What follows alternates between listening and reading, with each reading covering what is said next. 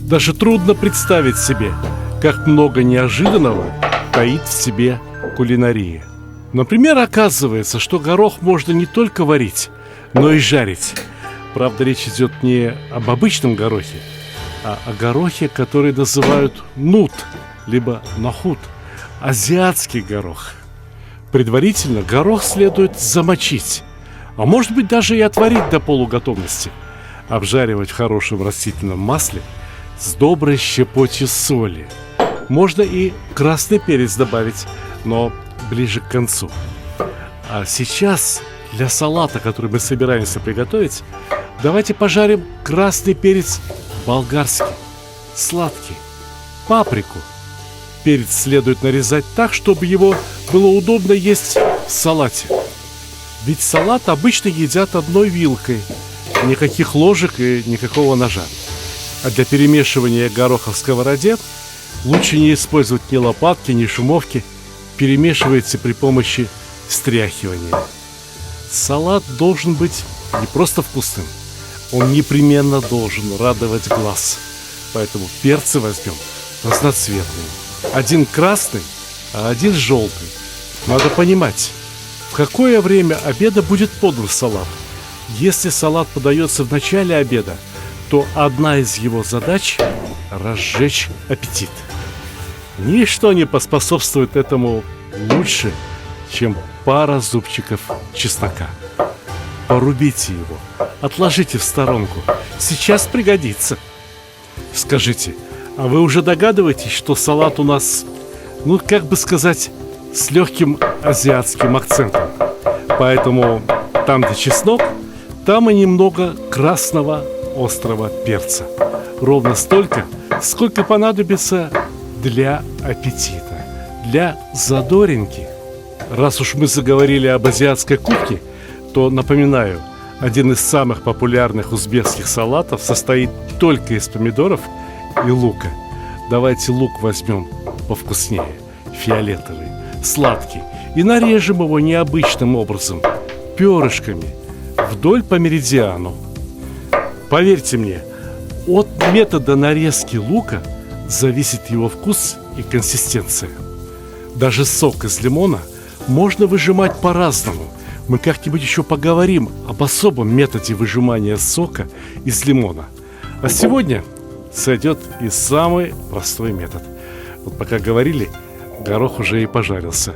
Минут 10, не больше. Не надо, чтобы он покраснел. Не надо, чтобы он почернел.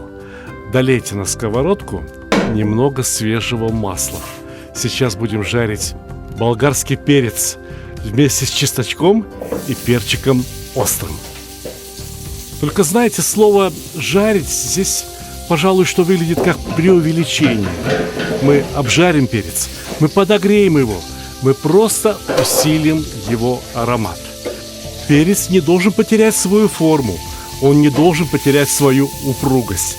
Потерпите минуту, я сейчас все покажу. А пока необходимо сделать заправку для салата. В лимонный сок перекладываем 1 столовую ложку меда. Мед вместе с лимонным соком – это очень ароматно, это очень вкусно. Я точно знаю, что никто не станет спорить с этим. А знатоки народной кухни скажут, что это еще и очень полезно. Это очень хорошо согревает. А вы помните, что там, на сковородочке, вместе с болгарским перцем жарится еще и чесночок и острый перчик. Все вместе это создаст отличный аккорд. Знаете, чего не хватает? Щепотки соли. Вы пробовали когда-нибудь солить мед? Вы не поверите, но это очень вкусно. Перчик уже почти такой, как надо. Вот-вот, минуточку-другую. Только помидоры порежем. Помидоры черри, небольшие, как раз для салата. Я уже говорил, что в салате помидоры черри проявляют себя просто отлично. У них очень яркий запах. Запах перца не перебьет запах помидоров. Каждый аромат, каждый цвет, каждый вкус сработает в нашем салате по-своему. Больше того, горох и перчик будут теплыми, а помидоры и лук будут прохладными. Что-то будет кисло-сладким, что-то будет пряным и острым. То есть мы сработаем на контрастах. Вкус лука и помидоров мы усилим заправкой. Лимонный сок с медом и солью льем именно на помидоры и на лук. Вы уже представили себе, как это вкусно?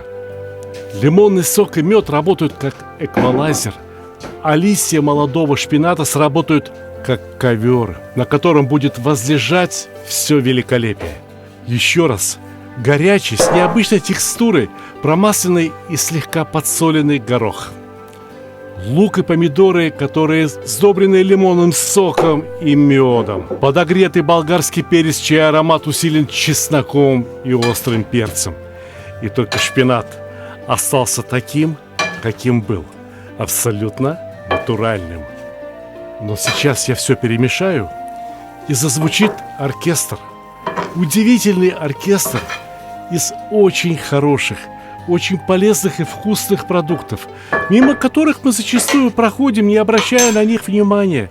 Все мясо да мясо. А знаете, ведь такой салат вполне себе обед в хороший майский день. Не переключайтесь, оставайтесь на нашем канале.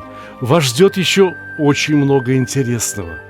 А пока я хочу пожелать вам крепкого здоровья и приятного аппетита.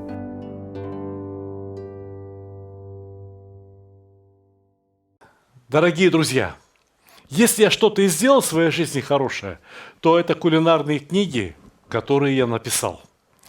Вот эти две занимали первые места на международных конкурсах, но дело даже не в этом.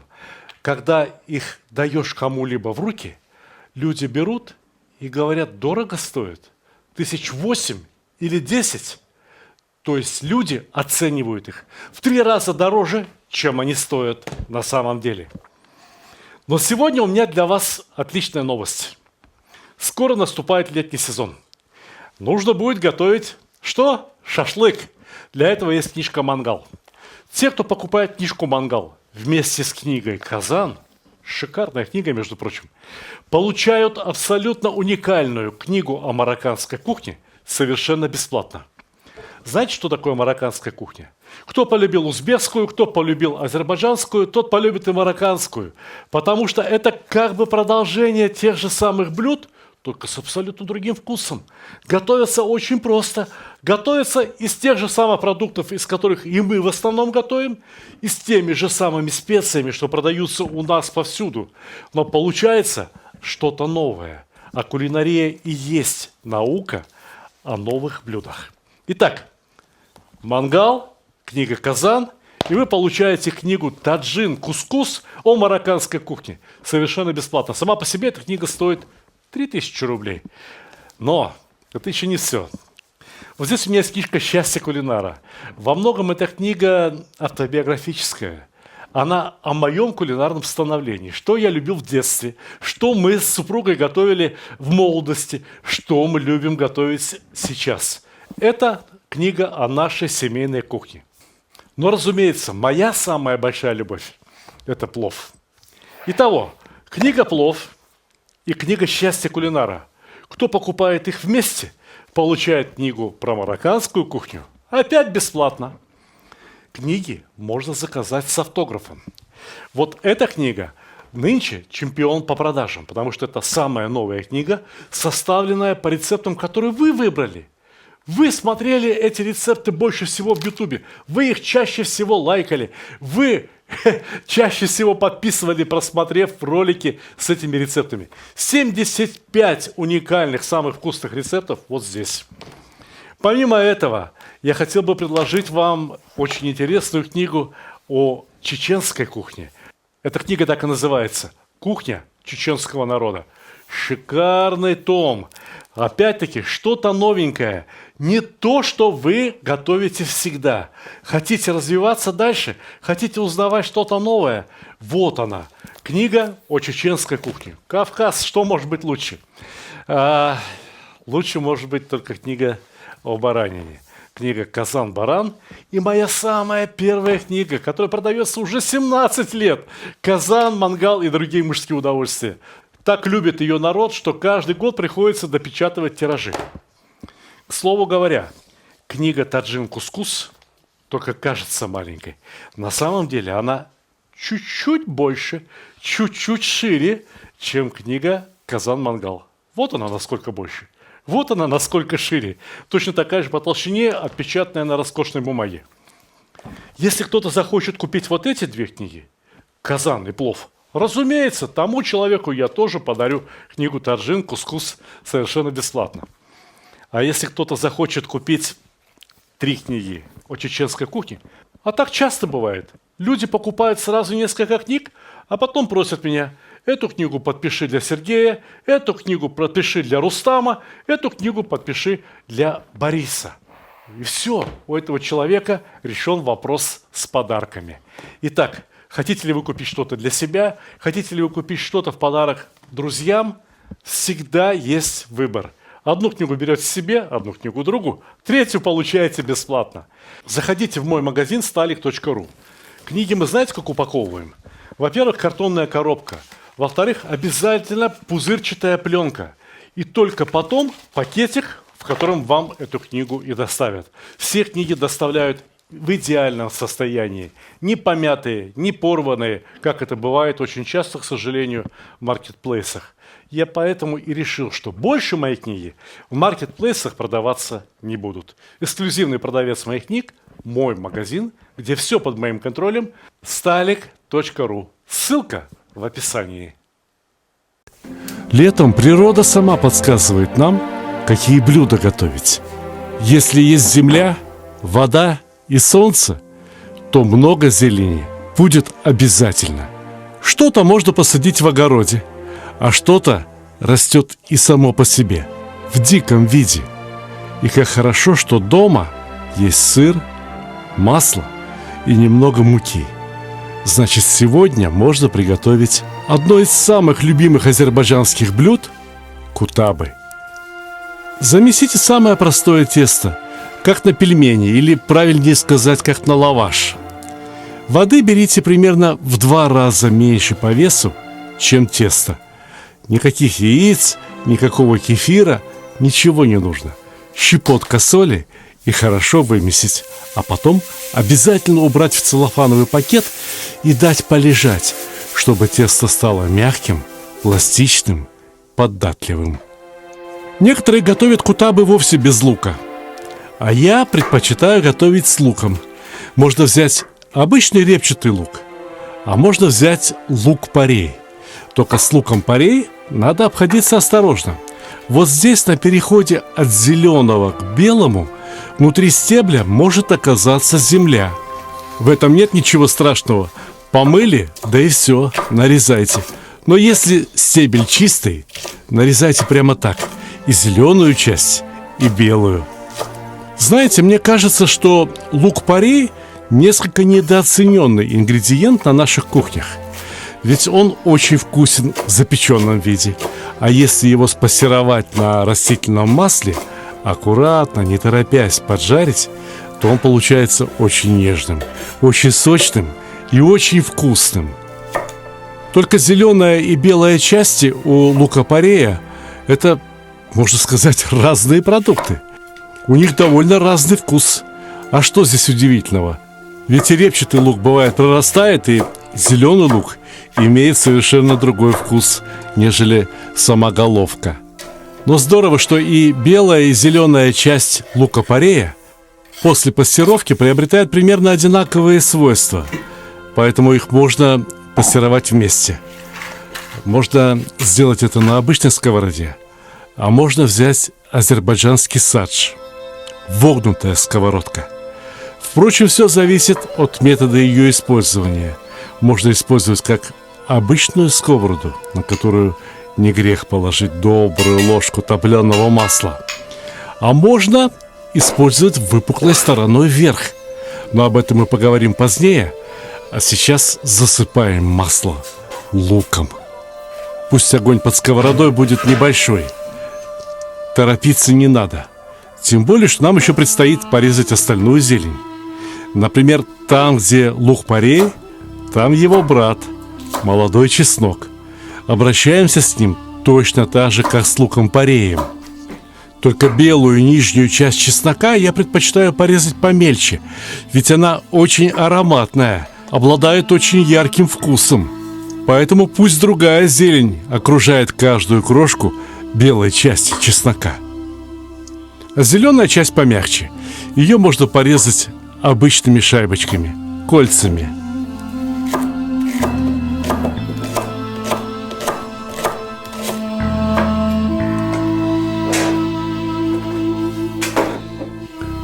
А белую часть четвертинками, как и было задумано.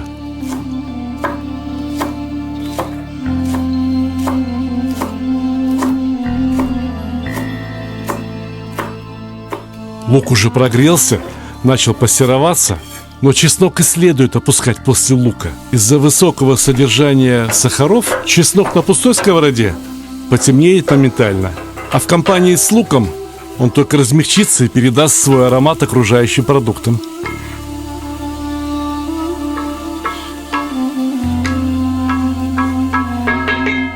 Чтобы чеснок и лук размягчились, надо накрыть их крышкой. Пускай пар выделяется, в этом пару они скорее приготовятся. Шпинат почти что не имеет собственного вкуса и запаха, но он придает блюду объем, и в нем очень много клетчатки. А остальная эта зелень вся очень яркая, что по аромату, что по вкусу. Поэтому какой-то заполнитель, смягчитель этого вкуса и аромата в кутабах абсолютно необходим. Нейтральный шпинат подходит для этого лучше всего. Вот у щавеля, или, как правильно говорить по-русски, у щавеля, задача совершенно понятная. Он должен придать аппетитную кислинку.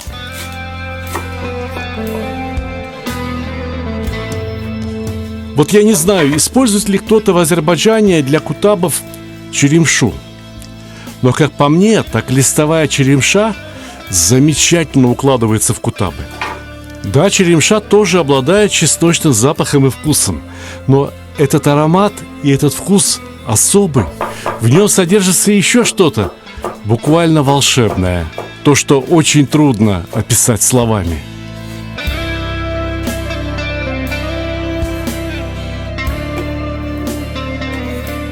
Но нельзя забывать о луке и чесноке, которые томятся под крышкой. Иногда их следует перемешать. Посмотрите, какими они стали. Очень аппетитными.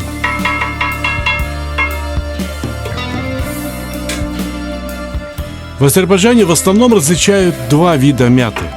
Мята обычная и мята перечная. По-азербайджански говорят ярпыс и нане. Выберите вот такую, с длинными продолговатыми листиками. Она подходит для кутабов лучше всего. У этой мяты аромат очень сильный, поэтому всего лишь навсего пригоршни листиков будет вполне достаточно.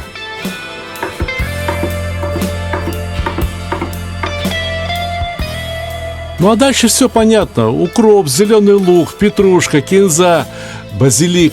Все, что выросло на огороде. Всего добавляйте, как рука положит. Но вот не забудьте посолить зелень. Необходимо, чтобы эта соленая зелень вызывала яркое слюноотделение. Уж простите меня за физиологию. Черный перец тоже отлично разжигает аппетит. Не забудьте.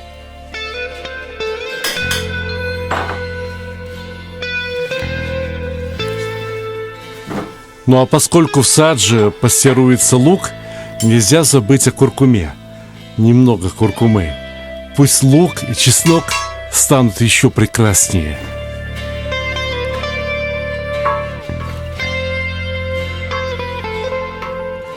Настала пора соединять с зеленью сытные, аппетитные, очень вкусно пахнущие лук и чеснок.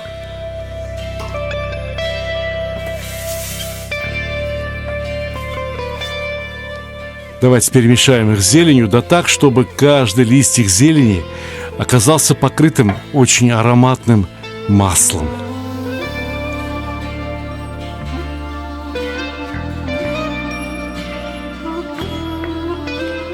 Знаете, я бы это все просто ложкой съел.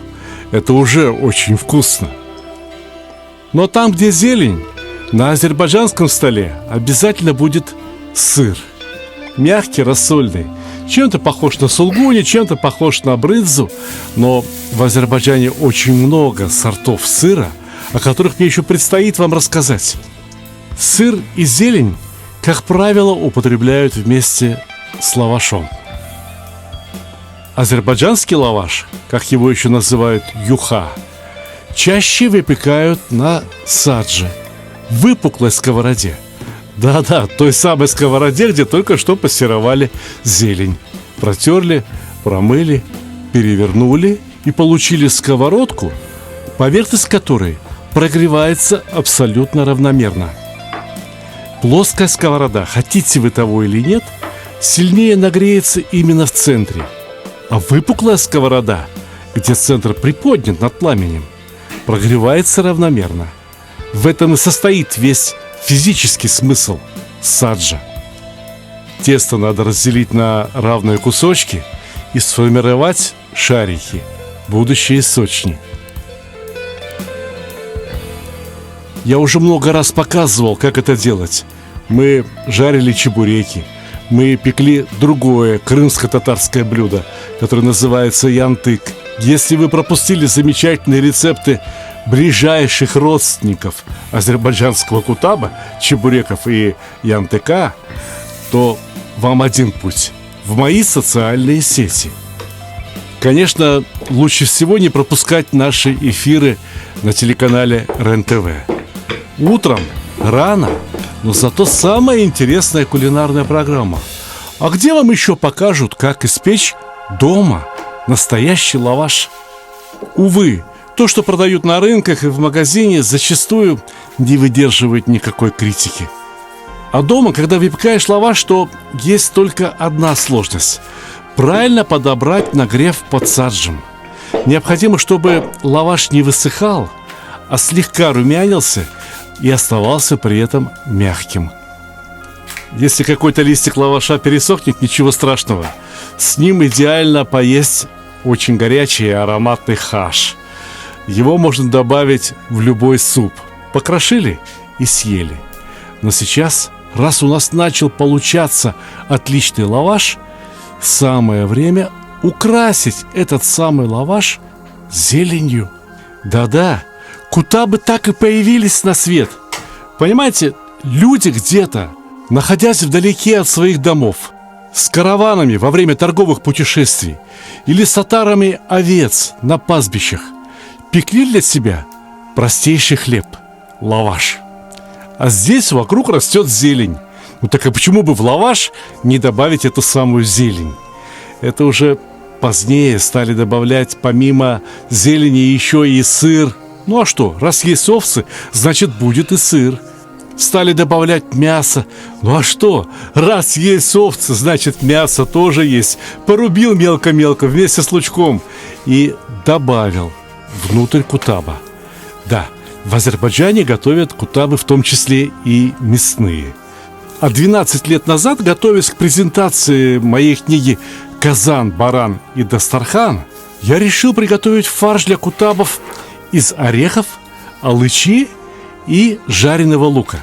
Ну, по-азербайджански такой фарш называется ляванги. Обычно таким фаршем начиняют кур, рыбу и запекают в тандыре. И вот я подумал, как же так? Азербайджанцы такой кулинарно одаренный народ, и до сих пор никто не догадался начинить кутабы ляванги? Сделал, и это всем очень понравилось. Знаете, как я рад, что теперь это блюдо, фактически новый вид кутабов, распространилось по Азербайджану. В очень многих кафе, ресторанах готовят. Я этому только рад. В конце концов, я тоже часть азербайджанского народа. И народные блюда так и появляются в результате замены, когда чего-то не хватает, либо наоборот, когда остался лишний фарш после начинки кур. Сыр. Кутабы с сыром и зеленью – это просто отдельное удовольствие. Поэтому я решил приготовить часть кутабов только с зеленью, а часть кутабов и с зеленью, и с сыром. Пусть ребята из съемочной группы оценят и то, и другое. Потому что оба вида кутабов очень вкусны. И вообще, есть ли способ лучше рассказать о себе и о народе, которому ты принадлежишь, иначе как за столом, приготовив любимые национальные блюда и поделившись этими рецептами с сотнями тысяч людей. О хорошем друге часто говорят: я с ним пуд соли съел. А кто поест моих кутабов, съест вместе со мной 50 или 60 грамм хорошего топленого масла, с которыми вместе кутабы получаются очень нежными, очень вкусными. А если попадется вам где-то на рынке сумах, сушеная ягода, которая растет на Кавказе, в Крыму, посыпьте сумахом кутабы. Это очень вкусно. Кутабы – отличная закуска в ожидании большого обеда.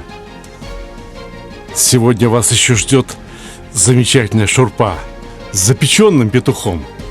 Но если бы я готовил кутабы только для себя, я бы поел их с обычным кефиром, либо катыком, мацони.